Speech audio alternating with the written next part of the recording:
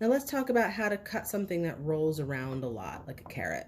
It's also a weird shape, so how do you get a dice, which is typically more of a square cut, out of something like this? Well, the first thing we want to do, starting on a secure cutting board, is take our sharpest knife.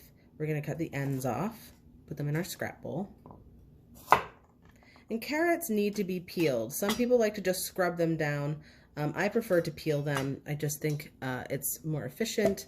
It's not that this is any tougher than the inside, but sometimes it tastes a little more bitter. So I'm just going to peel the carrot.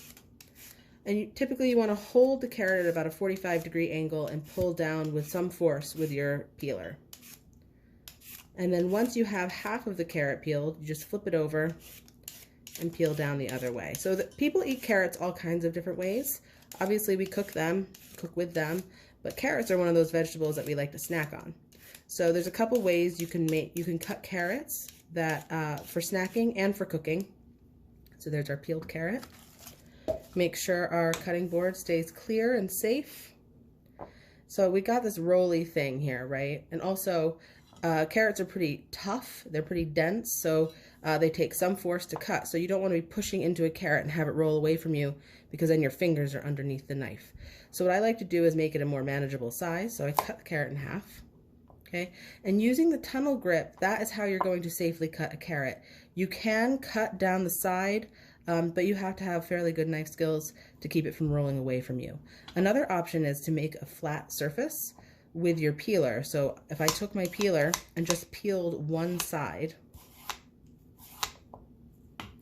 I've now created a flatter surface that is safer for me to cut on. Okay, my carrot isn't going to roll around as much. So the first thing people like to do with carrots is eat them as carrot sticks.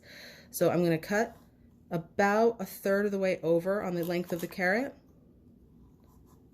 Okay, so now we sort of have planks, right? And from here, you can cut them into strips. And you can be as, if these are just for snacking, you can be as pretty or as rough as you want. This is pretty rough, right? We want them to sort of be more uniform if we're presenting them, but if this is for after school snack, this is fine. Okay, so here's our julienne pieces of carrot. And as with most things, when we want to dice them, we start in a julienne. Let's get rid of, there we go. We start in a julienne and then we turn it into a dice. So now we have these nice square pieces of carrot, rough squares anyway. Gather them together and we're just going to dice them.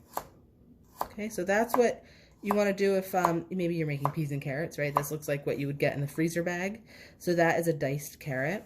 You could also use that for mirepoix, which is onions, carrots, and celery, and it's the base of a lot of French cooking. It creates an incredible aromatic flavor. The next thing you might want to make are carrot rounds. So what we're going to do is create that flat surface again. Clean off your peeler.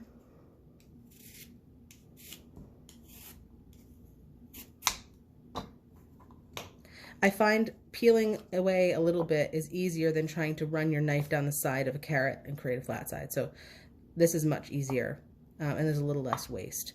So if you want to cut your carrot in just traditional rounds, you're just going to slice to the thickness that you want. All right, and there's our carrot rounds. That's good for dipping too. And if you want to get a little fancier, cut this side off here. You can make long carrots. I like doing this when I'm baking them or when I'm steaming them. You get these oblong circles. Also good for dipping. They're like chips. And that is how all the different ways you can cut a carrot. There's lots of other ways, but that is the most traditional cuts. Enjoy your fresh veggies.